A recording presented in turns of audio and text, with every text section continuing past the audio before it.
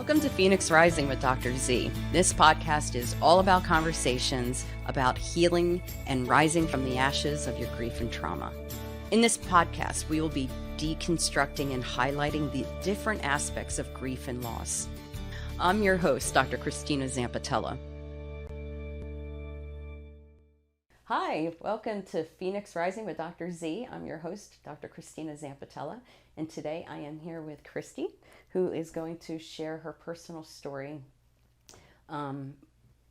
with the loss of her son. It's a very deep and touching story, and I'm so blessed and lucky that you're willing to be this vulnerable with us today. So I really appreciate you being here. So I'm going to have Christie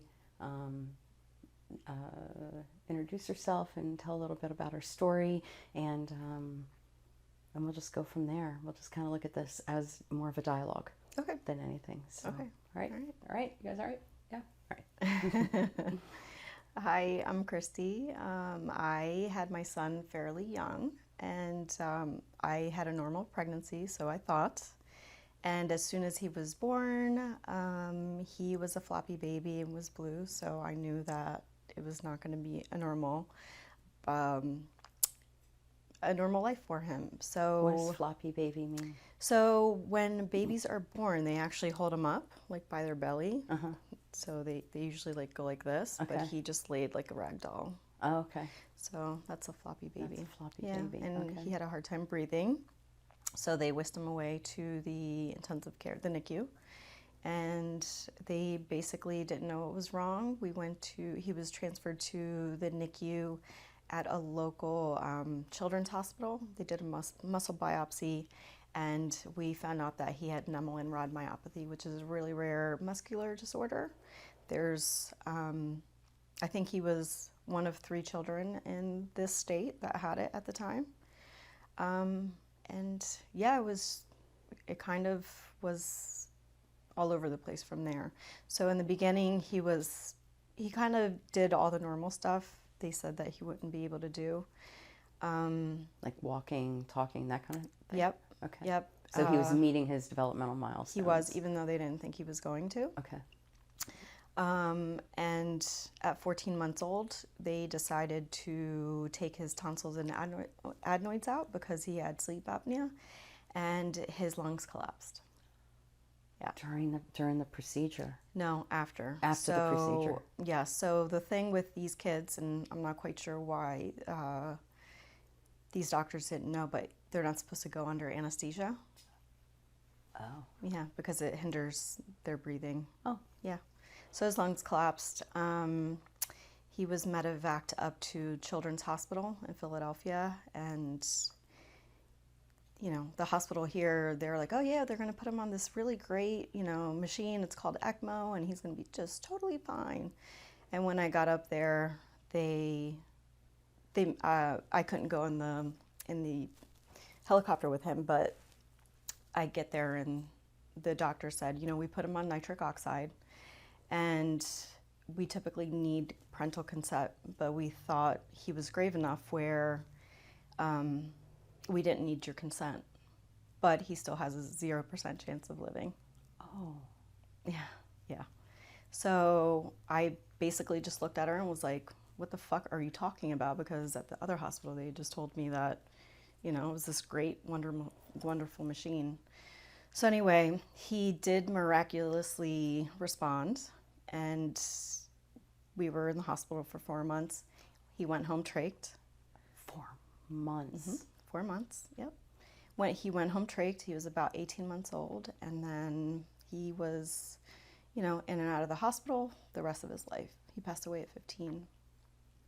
Yeah, lost his right lung when he was about 4 years old, so he was only working with one, but we still got 15 years out of him, which I'm incredibly grateful for. Yeah.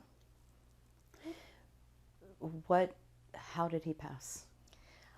So his other lung basically gave out. He had bronchiectasis, which is basically like scarring, like holes in his lung. Oh, okay. And yeah, that was pretty much it. It's like a suffocation. Pretty much. Oh my God. Yeah. Can you share with us what this time of your life was like emotionally? Chaos is the only word that comes to mind. Yeah, trying to grow up because I was young. Sorry. No need to apologize. Trying to build a career. That was hard. At the same time. Yeah. Yeah. Sorry. There's no need to apologize. Yeah, chaos is pretty much the only word that I can think of. That must have been incredibly difficult to figure out how to navigate so much complicating information coming in, at the same time, Yeah. So I just can only imagine, how do you organize all that information in your mind and in your heart while trying to keep your child alive? Right. So thankfully, I had a lot of help. He had amazing nurses. Obviously, he needed it. He was on a ventilator. Yeah. So we had close to around the clock care, thank goodness. Okay. So that was, that helped a lot. And then I just knew for myself, like, he's not going to be here. So I have to get myself right. You were already going through an anticipatory grieving process. Yeah, absolutely. So you were trying to prep the minute yourself. he was born.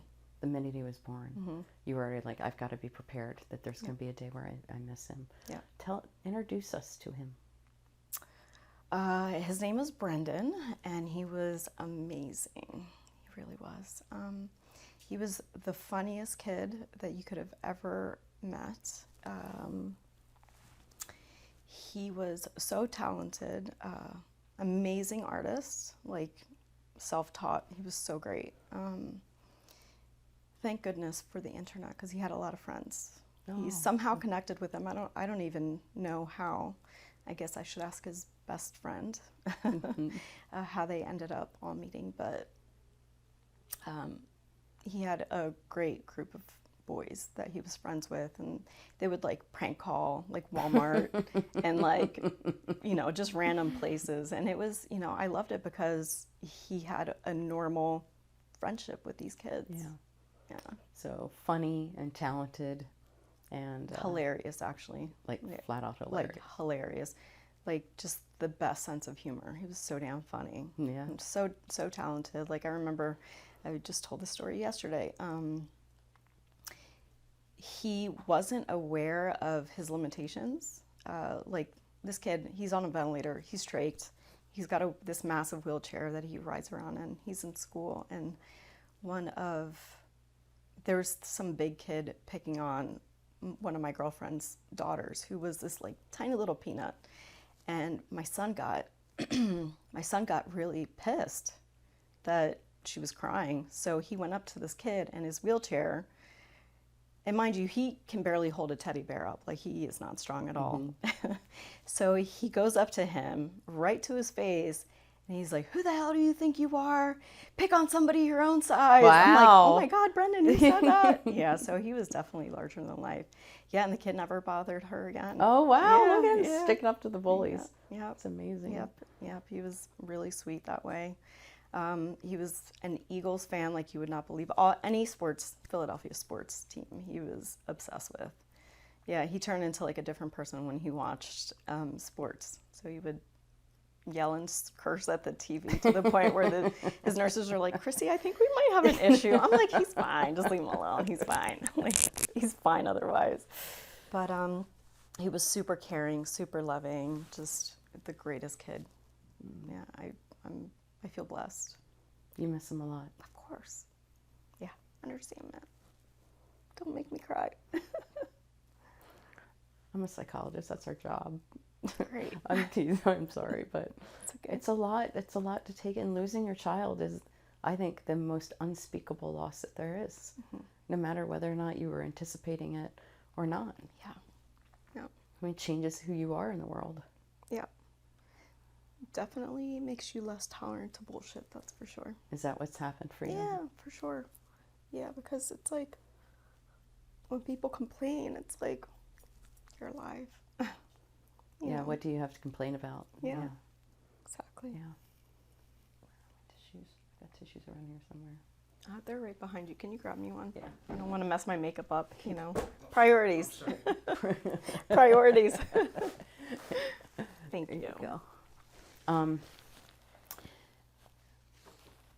I think that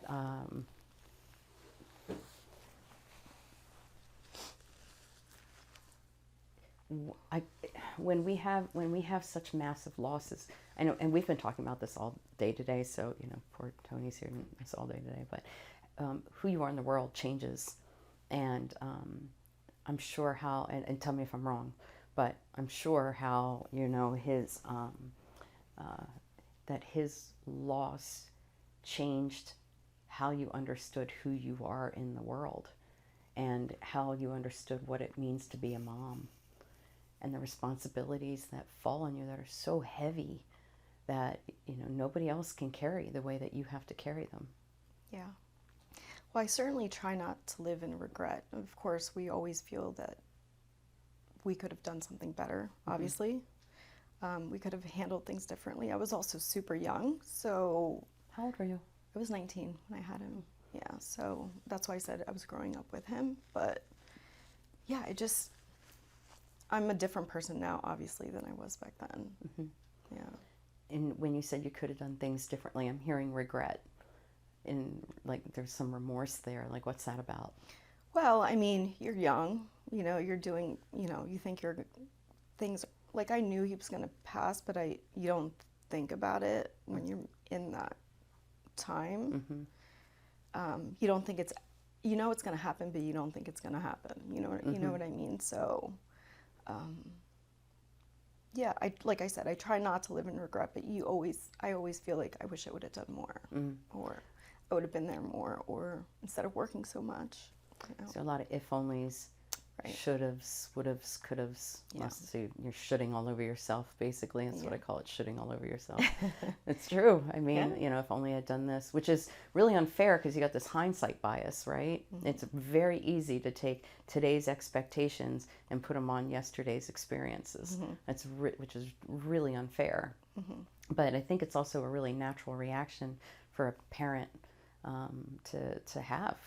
And we were talking earlier today about there's like 14 different kinds of guilt. And one of those kinds of guilt is called role guilt. And role guilt is, it was my one job to keep my child alive, and I didn't fulfill that role, and I feel guilty for that. And then like lots of other different kinds of guilt. And some parents do carry that. Like if I look at my TikTok feed, you'll see people say, that was my job and I couldn't even do that. And blah, blah, blah, you know what I mean? Yeah. And so when you start seeing that and you start hearing other people's pain, you don't assume that everybody has that thought process, but it's definitely one that as a therapist I'm looking at and going, yeah, I get it. I hear you. Yeah. I hear what you're saying. Yeah. Yeah, I worked a lot because I was trying to provide. I was trying to get to a point where I could give him more than what he had. Was that a lot? So that was a lot placed on you? No, that was just me doing it for myself. Like I wanted to reach this level of success to provide him with more. So I worked a lot. I wish I would have not worked as much and been there, but... You have that regret of wishing you hadn't worked as much. Yeah, more time with him. Yeah. Yeah.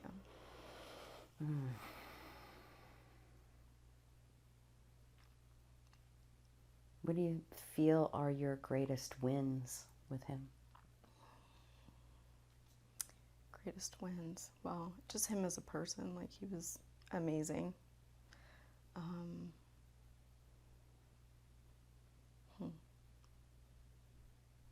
I just think him as a person, like everybody that knew him knows he was like the greatest person to have lived. Yeah. And they'll all tell you that.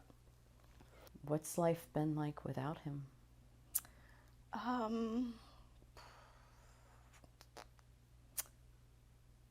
Sometimes it's hard to find meaning. Yeah.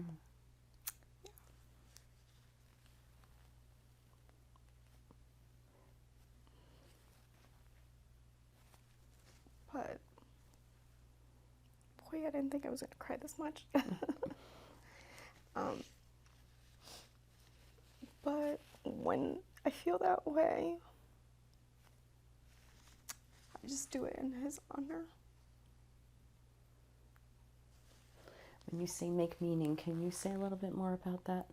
What do you mean by that?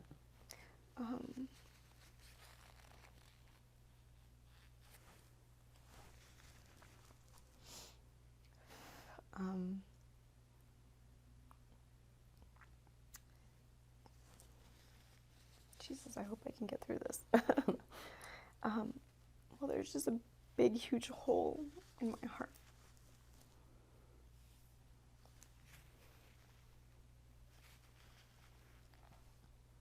It's like part of you is gone. Yeah, definitely. But I just try to fill it with things that remind me of him. Like what? Joy, art, experiences. Yeah. Meaning making and being able to reconstruct that is an arduous process. Mm-hmm. It takes a lot. Yeah. Trying to make sense of it. And the weird part of like finding benefit. Like what, I know that sounds weird. And again, another thing we were talking about earlier, it's like you look at a parent and you go, okay, well, what kind of benefit, could you have gotten from losing your child? And you're like, fuck you, what do you mean, what kind of benefit? We can grow and we can change as a result. Like if we look at this as like a silver lining kind of thing, that just doesn't make sense for a lot of people. But is there anything where you're able to say, this was a terrible tragedy, but as a result of that, I have learned this, and if I'm going to suffer this loss, then at least let me learn this. And what is this? That would be to appreciate everything. Just be open, be kind, be loving. Just really take the day and make it the best. So in that way, there's a little bit of benefit finding. Yeah, and knowing he's not suffering was huge. That is huge. Yeah. How have you changed as a person? How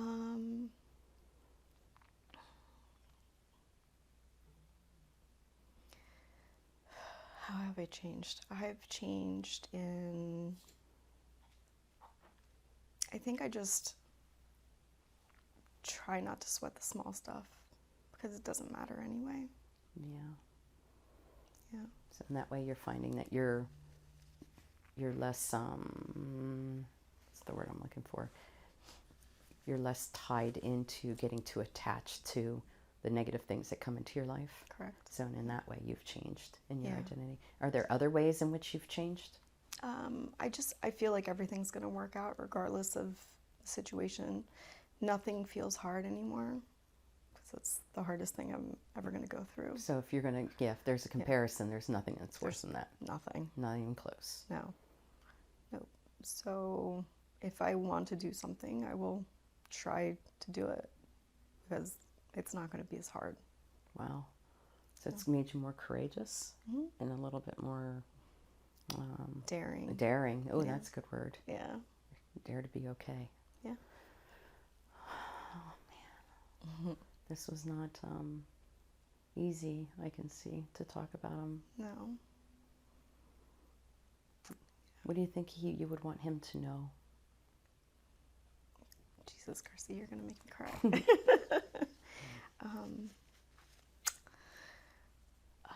I mean, I know he's here with me all the time, so... Can you feel him? Yeah. Like Yeah, I spiritually? can feel him. Yeah. I can feel him. And others that were close to him, too. So, and I'm sure he's sitting here right next to me going, I'm not anywhere. I'm right next to you, Mom, so stop crying. Stop being a weirdo and stop crying. I'm right here.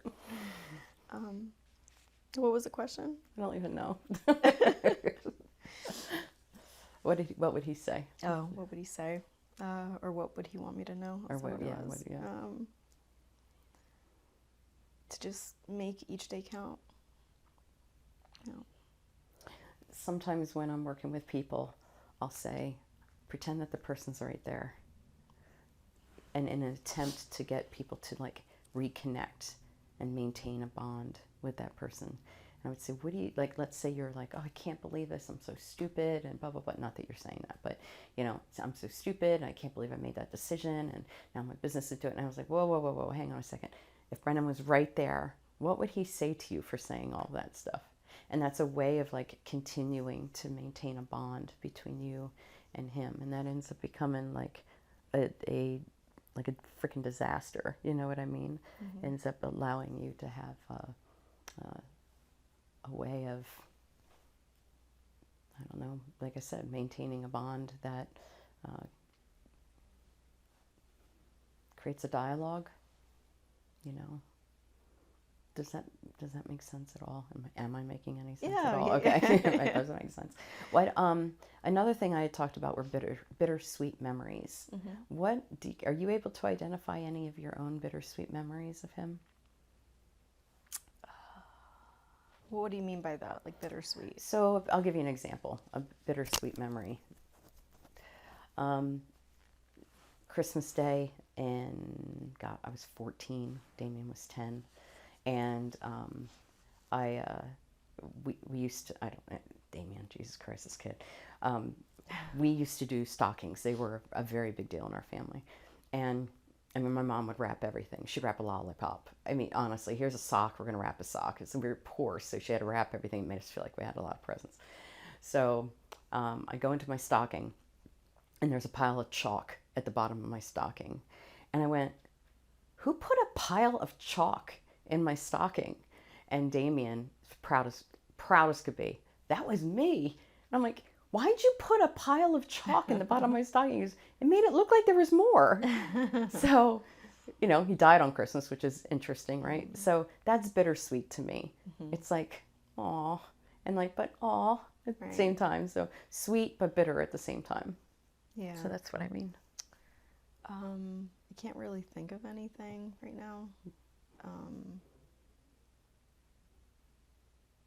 Yeah, I can't really think of anything. Shut your brain down. You're like, lady, swear to God. Yeah. I know. It's I can't imagine what that process might. What was that process like for you? That whole, you know, between the time where you said he was 4 when they took out his right lung, and then when he was 15 when he passed, like all of those years, like what was that like? It was, you know, filled with good days, and it was filled with bad days. Like towards the end, he was just in and out of the hospital the whole time.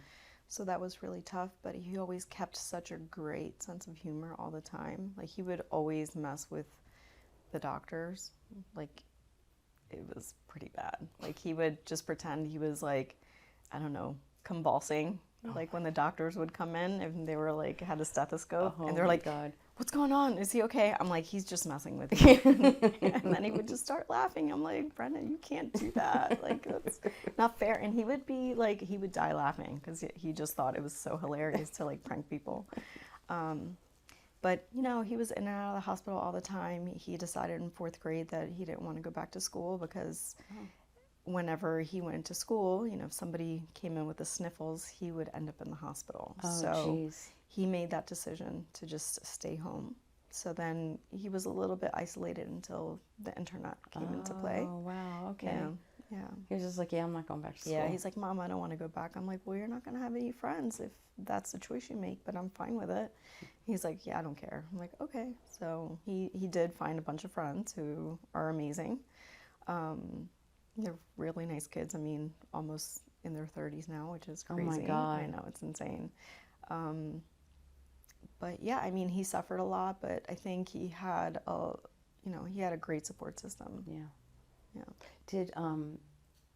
Did you, let me think here, did you homeschool him then? He was, a teacher came out. Oh, okay. Yeah, so he was still in the school district, but a teacher would come out a few times a week, and he would do the work or whatever. And I have to tell the story because I just thought it was so funny. So he had an IEP, and he was literally like in 4th grade or second grade, 4th grade. I don't know. He had like an 8th grade reading level. Oh, wow. Yeah, he was super, super smart. And one time he got really upset because he thought he was dumb because he had an IEP.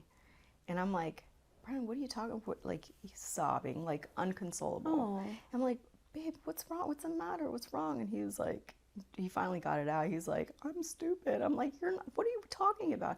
He's like, I'm stupid because I have an IEP. I'm like, no, you have an IEP because you're at home. What are you talking about? I'm like, no. So, that, I think that was really hard for him because he didn't understand what that meant. But I'm like, no, I'm like, you're super smart. Like, what are you talking about? So, Well, see, there's a bittersweet memory. yeah, okay. Well, yeah. I knew you'd get to one.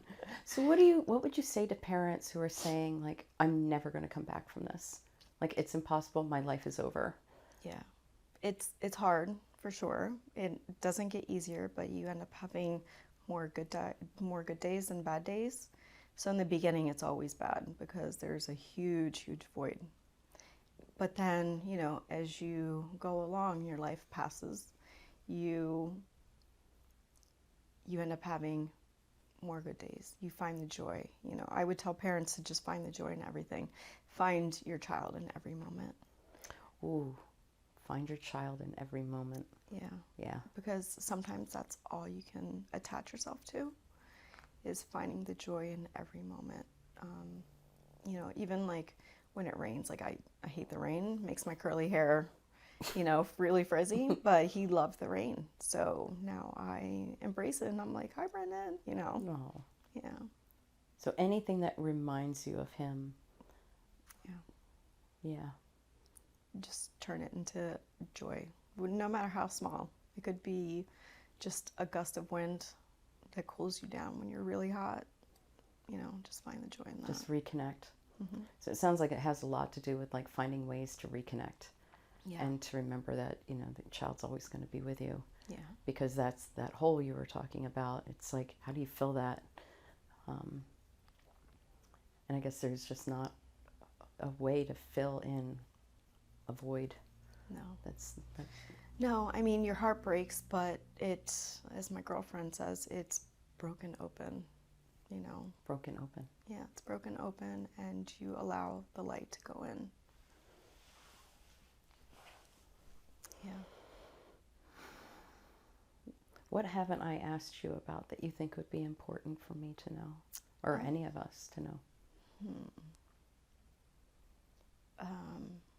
That it's really important for you to get in touch with yourself if you are struggling with the loss of a child. Definitely do a lot of soul searching. There are tons of books that I've read in the past that have helped me connect with myself and allow yourself to feel the feelings. That's a hard one. Yeah. What about reconnecting with, or connecting with like bereaved parent groups? Like, we run a bereaved parent support group here, or like therapy group here. Do you? Yeah. Okay. And I know I've run one with the person that usually runs the groups, and I mean, it was freaking magical. That's Absolutely beautiful. magical. And to watch the healing that happened between the parents, all their losses were different than one another, but there was a similarity, that little string that connected everybody. So there was something that was really, at least came through valuably, and I think that was really healing for a lot of them. So do you think that would be anything that would be of help to people? I think so. I personally didn't do it. I think I was not... First of all, I didn't know about them. I mean, I kind of did, but I just didn't want to share that with anybody. But no, I think it definitely is beautiful if you have a support system. I think, especially, I always say being in that club is not a fun one. It's it's one of the hardest clubs to be in. Sure. And I never want anybody to join it. But if you have other parents that can help support you, I think that's a beautiful thing. Gotcha. Yeah. So what are 3 takeaways from this today for parents to know? I have my notes too because I did write them down. Sorry. So find the joy in everything, no matter how small. I think that's very important. If you can't find the strength to move forward, channel your loved one and do it in their honor. Oh. Yeah. Sometimes I'm like, I can't get out of bed, but it's like, okay, what would Brendan want? You know, be like, get your ass out of bed, go do blah, blah, blah. So that's what I do. So you call them up for your, as a form of power and strength. Yeah, definitely. And that's, there is life after death, but you have to be intentional. You have to be intentional. Mm-hmm. You have to basically just do it. Do it for them, do it for yourself, do it for other people, like whatever it is. If you don't have the strength for yourself, like there is life. It's incredibly difficult at first, but once you say, okay, I'm going to do this, just go do it. Just definitely having the intention behind it. Yes. For sure. Yeah. I know that wasn't easy to tell your story, and I'm thank you for the grace in which you've done that. I feel very lucky to be able to witness it, and I think this is an important topic to be able to open up for people to look at, because it's one that a lot of people are too scared to talk about. You know, I think a lot of people, just in my experience, it's like they think that people are sick of hearing about it. I'm sick of hearing about it. It's been 2 years. Right. You know what I mean? Right. So, you know, to know that this takes a long time. It takes a long time. Yeah, this is not like, I hate to say it, but I mean, certain losses take longer than others. Yeah. And, you know, to heal from. And I just think that this is one of those kinds of losses that takes a very long time to heal from. Yeah. You know, we are in a society in which we expect there's going to be a normal, quote-unquote, trajectory. You know, the parent is going to outlive the child. Child will outlive their children. And we anticipate that, you know, life will be able, you know, but you from the get-go said, you know what, I don't think that's going to happen. And so walking into that space and raising a child without that, without the feeling that you're going to be able to outlive your child, you got to sit with that every single day. Yep. And not knowing if today's going to be that day.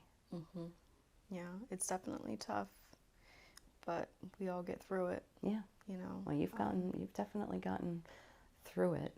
You continue to move forward. I don't like this whole moving on business. I'm not a fan of that. Forward. It's moving forward. You've moved forward, and I know sometimes it's not easy. You know, I know that there's certain days of the year that I contact you. How are you doing today? Yeah. You know. Yeah. And I'm grateful. Yeah. Oh, always. Yeah. I will say that I think some people may feel guilty for laughing or having fun, but that's what they would want, you know. Yeah. Just because they're gone doesn't mean you can't have joy in your life. Right. And I think that's important, because they would be really upset if you lived a life of depression. Yeah. And not being able to get out of bed, you know what I mean? Like they wouldn't want that. Right. So just live it in their honor. If you can't do it for yourself, do it for them. Yeah, do it for them. Oh my gosh. Well, thank you so much. I appreciate you for having it. me. Oh yeah, of course. Well, thank you for joining me with Dr. Z, Phoenix Rising with Dr. Z. If you have any questions or comments, for those of you watching on YouTube, go right underneath and write them out, you know, down in the comment section. I'll be happy to look at those and answer those in a question and answer period. And if you're interested, I'm going to give it about 30 seconds, and you'll get a link if you just continue to listen. If you feel like this has been valuable to you, if you feel like this is going to be something that you would like to engage in as a community, to be able to continue to have conversations about death, loss, grief, and trauma, there will be a link, and that link should be able to take you to a location where, not a location, you're not going to like teleport somewhere, but it'll take you to a page where I will be present once a week for about 2 hours, where we can have live question and answers, and to be able to consider maybe other topics that maybe you have questions about, and as a professional or even as a person just trying to walk this path. So keep an eye out for that. I think there'll be a QR code. If it's not a QR code, what's the other code? Barcode, like a barcode. It'll be one of the two. So keep an eye out for that. Hope to see you there, and thanks a lot for joining us. And thanks again. Thank you for listening to Phoenix Rising with Dr. Z. If you found this podcast helpful, please share it, subscribe, and leave a rating or review wherever you get your podcasts. We want to be a resource for anyone who is experiencing loss, and this is a simple way you can help us spread the word. Check out our show description. There you'll find a link to connect with me on social media, as well as helpful articles and resources.